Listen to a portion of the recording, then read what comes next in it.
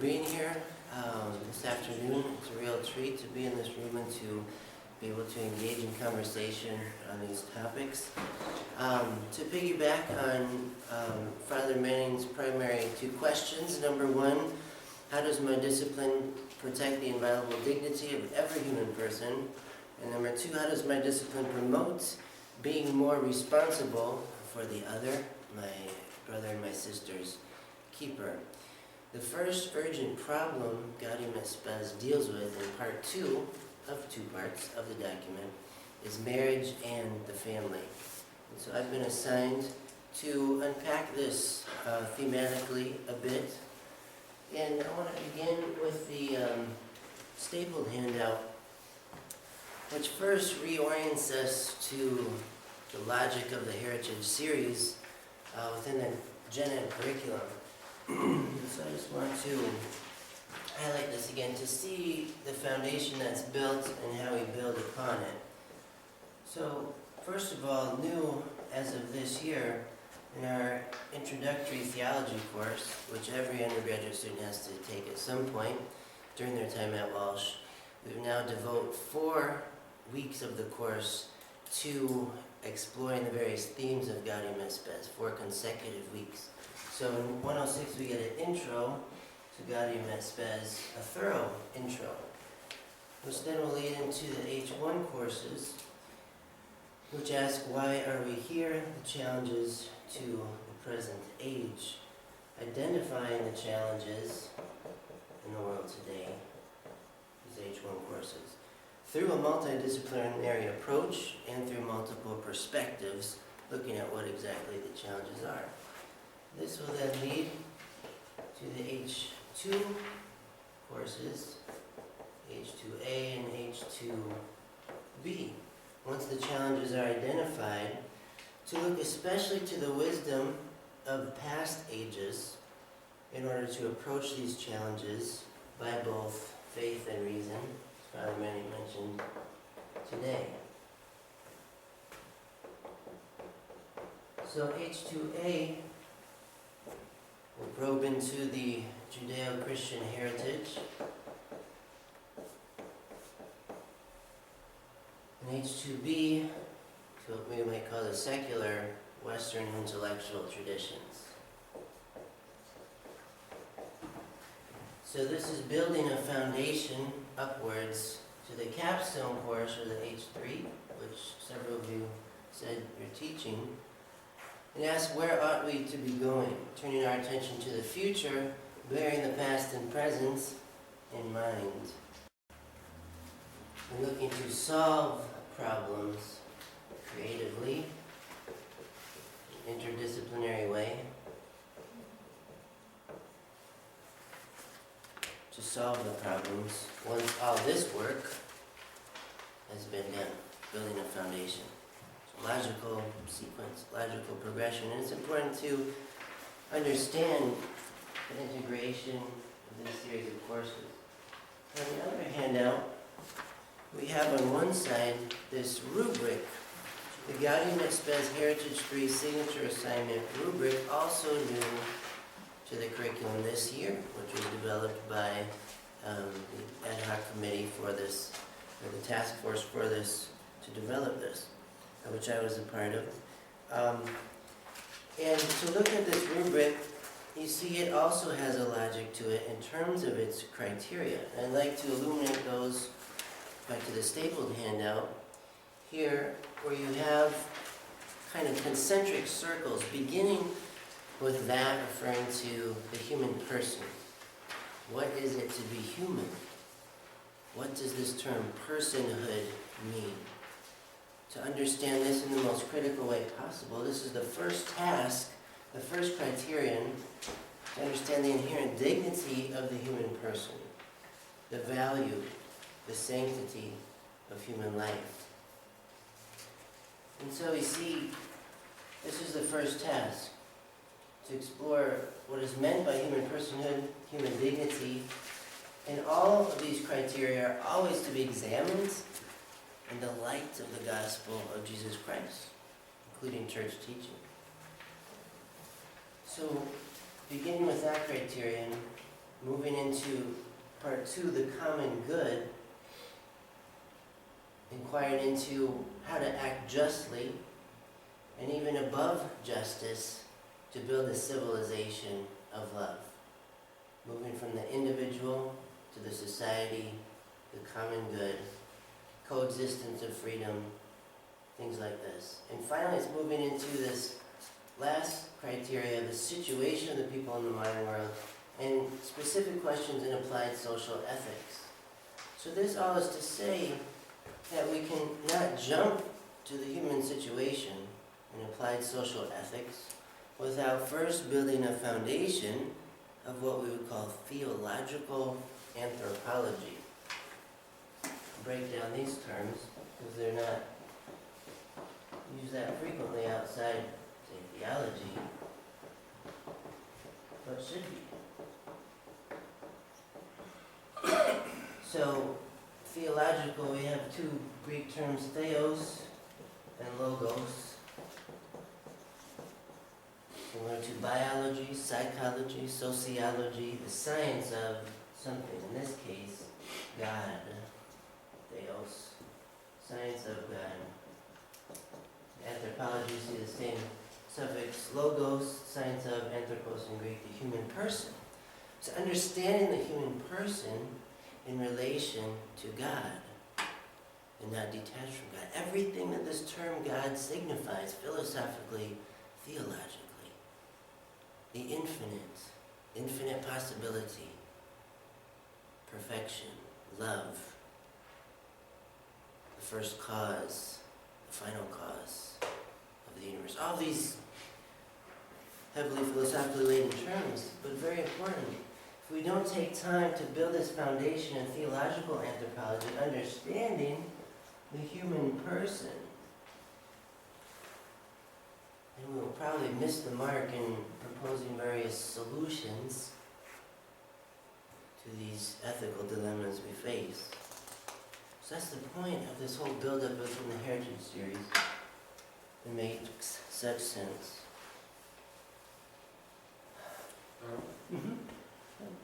I want to add two pieces here. And you see, the point is that when you reach H3 to solve our problems, the basic conviction is we can't save ourselves. Humans can't save themselves. We can do some wonderful things, but we can't save ourselves. Instead of trying to have any kind of answer that's going to, we tried to save ourselves before. We had World War I, World War II. We can't save ourselves. And the second piece is, and Don will say something about this, but the important bottom line is what we call the Imago Dei. You want to say something about that? Yes, certainly leading into the Imago Dei. So hopefully everyone's familiar with this rubric for the H3 courses, and you can see the logic, the progressive logic of these criteria that would be assessed in the final project. So what would be assessed is an adequate assessment of the dignity of the human person, the common good, the contemporary situation, and all of this applied to the question in social ethics. This all holds together. Does this make sense? Okay. So then back to the stapled handout. Part 3, on the bottom of page 2. Toward a holistic theological anthropology, an integral vision of human personhood and human vocation. So under this heading, part 3 will deal with the Imago Dei, being created in the image and likeness of God, and what that means. But I'm not going to read through each of these quotes for time's sake, but you can refer back to these or read through them now. But you see the depth of foundation here within the Judeo-Christian tradition, which allows us to propose sufficient solutions to the problems of our time, rather than partial ones, rather than truncated ones, which are based on truncated anthropologies. For instance, one of the most prevalent reductionisms in our time is what's called material reductionism.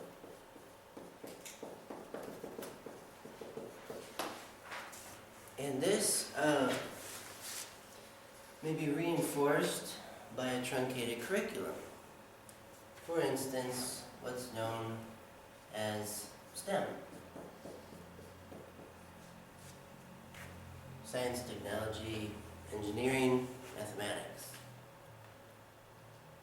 Students can attend universities these days and get a bachelor's degree without doing much in philosophy or theology or a liberal arts kind of curriculum. What kind of solutions are they going to propose for the problems we face? I suggest they're going to be truncated based on this reductionism through which they've been formed. Conclusions such as, all we are as human beings is a conglomeration of matter and energy. That's all. That's all that's real. There's nothing beyond this matrix of matter and energy. If I can give an example of truncated anthropology, one that you'd be very familiar, is the dialectical materialism of Karl Marx. Karl Marx thought that we could make progress and we could become fully ourselves through economics and through economic growth and work. And of course then, for him, theology, religion, God, actually were not helps, but he saw them as actually diversions, that people accept God and accept religion so that they will be distracted from, or so they can avoid the real problems of this world. And that's one of the reasons why he had such a disdain, call it the opiate of the people, if you will. When in fact, that's not what this document says at all. But of course, Marx was wrong. We can't save ourselves by simply being communists. And it's not, the whole point behind the document is it's not to take us away from the problems of the world, but in fact to embrace, because all of us are special in God's eyes and all of us are together, the problems of the world. That's just one example of a truncated anthropology where God is completely dismissed. Thank you for reminding. But that's the point. It's not that there's anything wrong with STEM. These are important pieces to a liberal arts education as well, but not the only pieces. And material reductionism jettisons God out of the picture. Any concept of God, philosophical from a particular religious tradition, that's what I would call unintelligent, irresponsible with the questions that us human beings ask on a daily basis into the meaning of life, into where we come from, where are we going.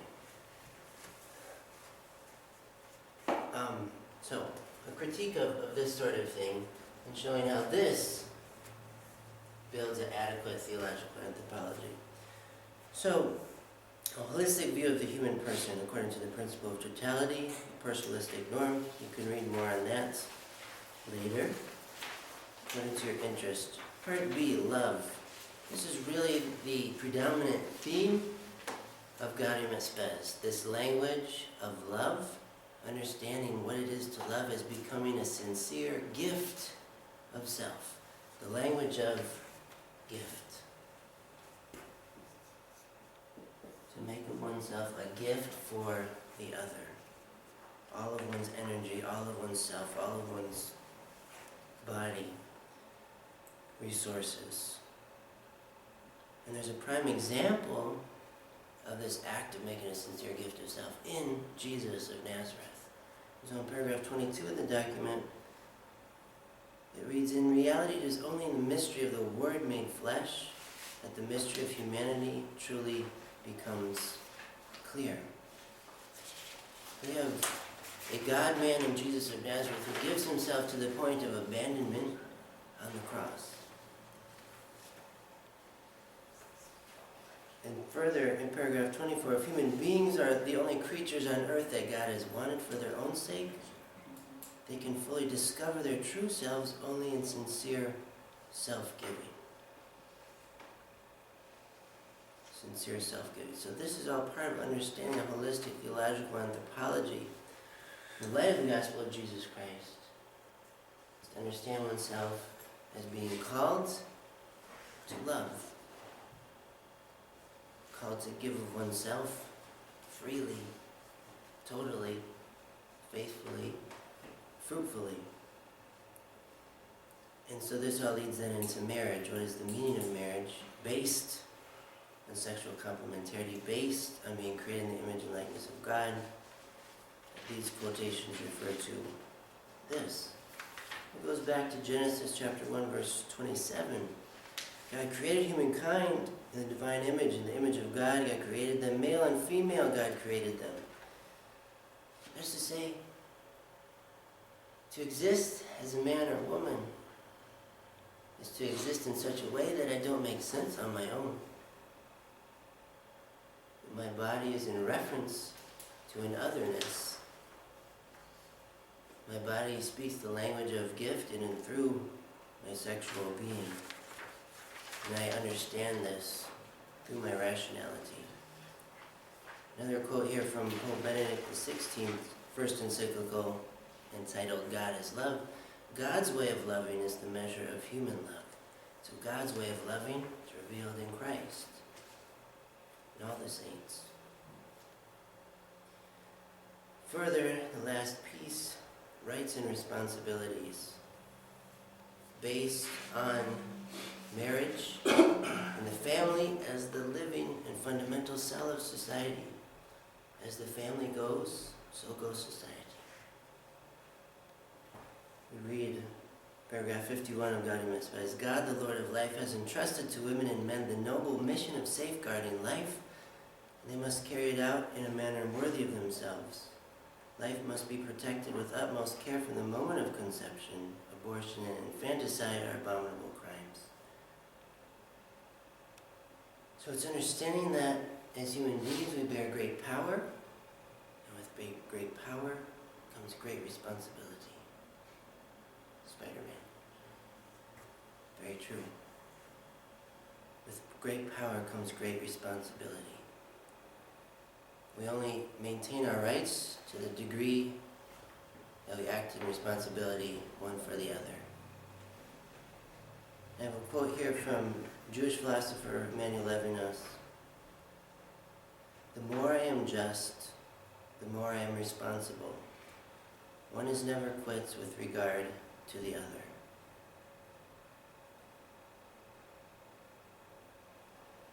So all these pieces inform the way we speak about what it is to be human. What is marriage? What is the family? This is what society is built upon. And that the state exercises a role of servant to the family, to the dignity of the human person. This is called the principle of subsidiarity.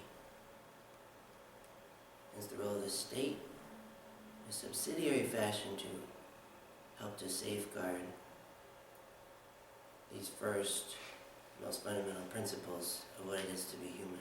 So, this is a quick approach. The back of the rubric is an outline of this section from the document, pulling out the main points. And in the theology division, we created these outlines for every part of the document, which you can access. And finally, I have some questions. In the last 10 minutes of my part, that maybe we could divide up into two groups here and just reflect some on these four questions to get some sharing going about how you integrate these sorts of concepts in your own classes. So maybe... Are we going to do a sharing out after that? Yeah, that'd be great. So maybe about 7 minutes in the two groups, and then 3-4 minutes in... So we could have maybe, Carol, if you want to come